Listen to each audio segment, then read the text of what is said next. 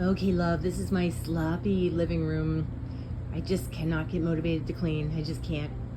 Plus, the cat just came back. Look at her. She's all rolling around like, oh, yeah. All right, so one of the things that came through is, I think you told me this. I don't remember if you did. I keep getting that, Ed hit her. Like, Ed hit her. And that started her feeling powerless. She's, for lack of a better word, they said she's regressing. It's kind of like the stuff from childhood is just, she can't push it away anymore. So, like, in a lot of ways, she's acting out. She feels, I'm getting that she feels like she's a lot like her mom, a lot like Vera. And I didn't really know Vera.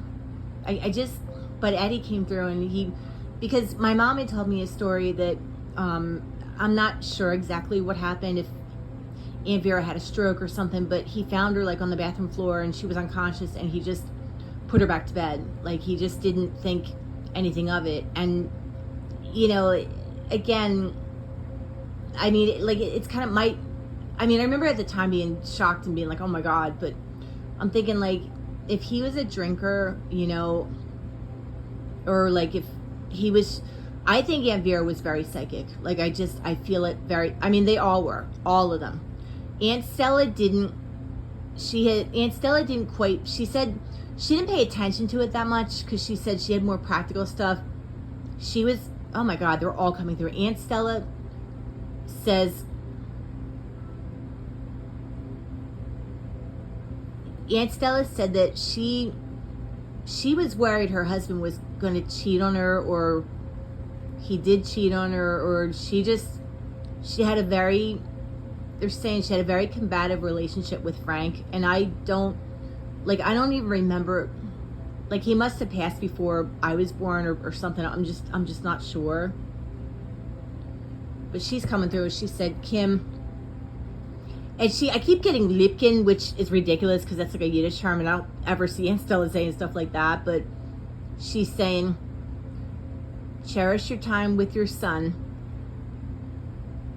but be mindful. Sid's anxious. She said Sid is anxious to explore.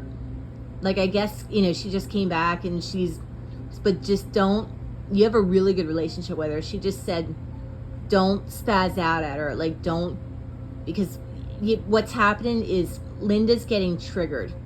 Like, she's getting triggered somehow. Like, I don't know.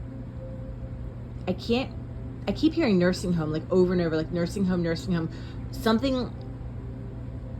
And I'm in channeling mode. Like, I feel like she's in a nursing home, and I don't necessarily know that I knew that, but something is happening over there that just, she's getting triggered. Like, either she saw something or I became a part of something, but it's basically, it's making her regress and go deeper into herself. At the same time, like, she literally doesn't have the strength to, like, reach out and just call you and be like, I'm so sorry, like, I know, whatever, like, I just was hoping to get together and talk. And, like, she doesn't have the strength. Like, it's so, she's afraid she's gonna die. Like, I just keep getting, she's afraid she's gonna die. And she's been in touch with Aunt Stella. Like, I don't know if it's in a dream somehow, but, and they're pressuring her to make amends. Like, I'm hearing Aunt Stella and Aunt Vera, even Olga, Olga didn't like her too much. I didn't know that till now. I'm sorry. But she has to accept the fact that she doesn't have a lot of time left. And she can choose to go, to her grave or whatever without expressing her true emotions and her true, feelings. And, like, she needs to just, that's, oh my God, that's the whole fucking problem. Like, she needs to be able to say, I felt that, like, you were trying to take her, like, she needs to be able to say exactly how she feels. Like, even if it's like, even if she feels like, I feel like you're the biggest ass on the planet, like, that's ridiculous. but basically, like, she feels like nobody listens to her feelings because everything, she can't say it right. Like, she can't say, you know, in a gentle way, you know, I really wish you wouldn't say that to me.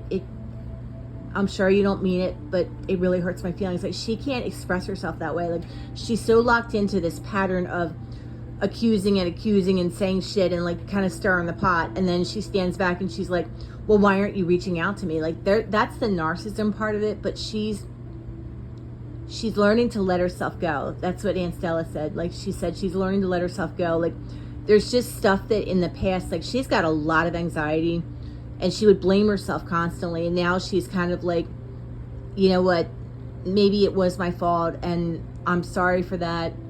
There's, you know, there's nothing I can do about it now. Like, because she's holding on to a lot of guilt, a lot of shame. But that's what I'm getting from Spirit. Okay, I love you. Bye.